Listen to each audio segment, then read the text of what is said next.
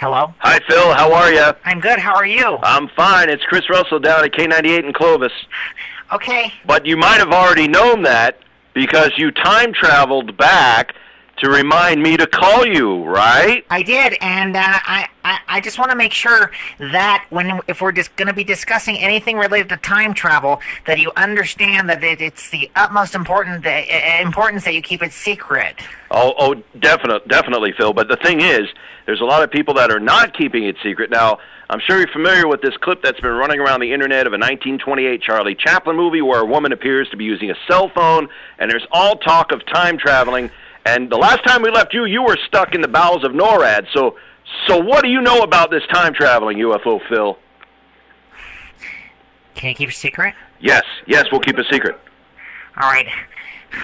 I'm kind of upset that this Charlie Chaplin video got out. It was never supposed to be seen because this time travel can be very dangerous if it falls into the wrong hands. Now, Charlie Chaplin, everyone loves Charlie Chaplin, and everything Charlie Chaplin did was very entertaining and very good. Somebody like that using time travel is only going to be able to benefit humanity. But imagine if it falls into the hands of politicians.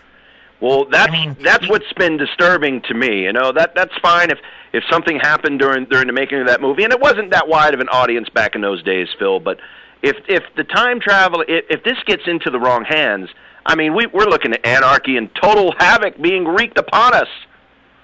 Well, plus, imagine if you're a politician and you have a time machine and you lose an election. Yeah. Forget the recount. You're not going to need a recount. You just go back in time and do it all over again until you win. Right. And imagine, okay, so go back to the last presidential election. What if John McCain had a time machine and he got upset when Obama won, so he went back in time, and he kept doing it. But what if Obama had a time machine too? Then now you've got battle of the time machines going on, and that could just last forever. Or very quickly, depending on, I mean, if you had a time machine too, if all the voters had time machines, then I guess, see, I'm just getting confused even talking about it. I don't even know how we could keep up with all the interdimensional travel. But, Phil, you've got to be able to shed some light on the clip of the woman. Was that a cell phone? Was it a time-traveling incident? And if so, how did they bring cell phone towers back? What do you know, Phil? You've got to know. All right. You can still keep a secret, right? Yes. Well, I just got off the phone with Charlie Chaplin a minute ago. What? Yeah. You didn't know I was friends with Charlie Chaplin? No, I didn't. All right. Please continue.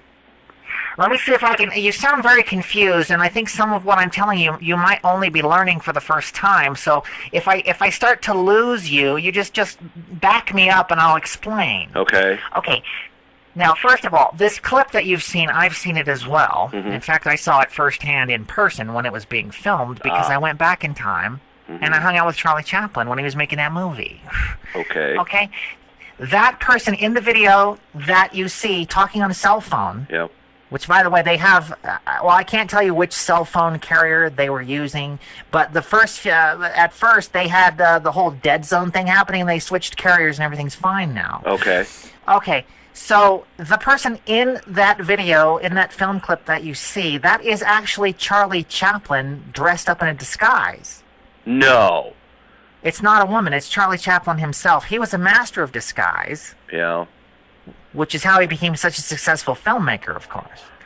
Yeah. Now, Charlie Chaplin had stumbled upon a time machine in an old warehouse when he was going through looking for movie props and costumes. It was actually the same day that he discovered the hat and the mustache and the cane and the baggy pants that he used for the Tramp character.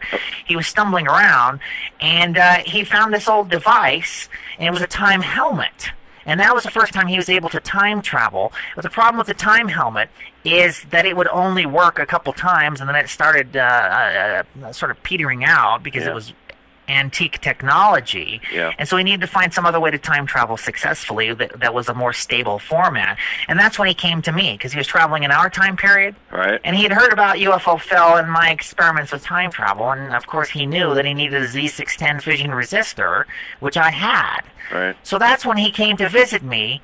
He had seen UFO Phil, the movie, and for various reasons he was quite impressed. And I'd seen my time machine, and so he borrowed the fission resistor from me, and he ended up taking off with my cell phone, which was not part of the deal. But at least now I can keep in touch with him. So do you kind of understand? Phil, you've totally blown my mind, and you know what? I think maybe unlocking the secrets of time travel might not be for everyone. Well, that's what I'm saying. Somebody like Charlie Chaplin, I mean, you're pretty much, if he's got this sort of technology, I mean, you can give Charlie Chaplin a nuclear bomb, and you know that he's not going to hurt anyone with it. He's just going to make a funny movie where the Keystone Cops are blown to bits. But with a nuclear bomb. Well, so okay, a few Keystone Cops might get hurt, but other than that, I mean, you're not going to worry too much. I'm sure he'll do it in a remote location somewhere out in the middle of Nevada, and so it'll be so a few people might die, and that might not be a good one to do. Actually, now that I think about it, maybe he shouldn't do that movie. Yeah, no, that's not a good idea. Yeah.